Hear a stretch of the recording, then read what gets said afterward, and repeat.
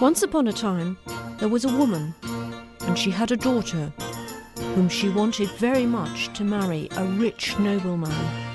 One day she was sitting on the doorstep with her spinning wheel and singing, "My daughter has spun 5 skeins today. My daughter has spun 5 skeins today.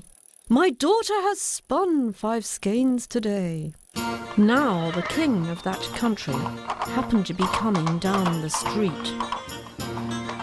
He stopped his horse and asked, "What is that you are singing, my good woman?" So the mother sang, "My daughter has spun 5 skeins today. My daughter has spun 5 skeins today. My daughter has spun 5 skeins today." "5 skeins?" cried the king. "I'll marry your daughter. Only, mind you, in the 12th month of our marriage, she must spin 5 skeins a day, and if she doesn't, she will be sent away. Come, is it a bargain?" So the mother agreed. So they were married, and for 11 months, the queen was as happy could be. She had everything she liked to eat, and everything her heart desired. But on the first day of the 12th month, the king, her husband, led her into a room she had never seen before. It had one window, and there was nothing in it but a stool and a spinning wheel. "You will be shut in here, and if by this evening you have not spun 5 skeins, you will be sent away." Well, she was fair afraid, for she had always been such a thoughtless girl that she had never learned to spin at all. So she just sat down on a stool and cried and cried and cried until her pretty eyes were all red. Now, as she sat sobbing and crying, she heard a queer little noise at the window. So she upped and opened the window. And what did she see? Why, a small black thing with a long tail. "What are you crying for?" asked the thing. She told the thing all about the skeins and everything from beginning to end. "If that is all, it's easily mended," it says. "I'll come to your window every morning, take the flax and bring it back spun into 5 skeins at night. Come, shall it be a bargain?" Now she said cautiously, "But what is your price?" Then the thing twirled its tail and stuck out its beautiful toes and smirked. "I will give you 3 guesses every night to guess my name. And if you haven't guessed it before the month is up, you shall be mine, my beauty."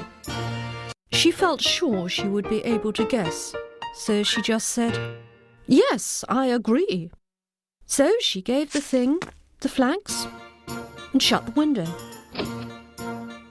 And when evening came, she heard that queer knocking at the window again. She upped and opened it, and there was the small black thing with 5 skeins on his arm. Then the thing said, "And now, my beauty, what is my name?" "It's Bill." "No, it isn't," said the thing. "Then it's Ned." "No, it isn't." "Well, it's Mark." "No, it isn't," said the thing, and laughed and laughed and laughed, and twirled its tail as it jumped out of the window. The king, her husband, was pleased to see the 5 skeins all ready for him.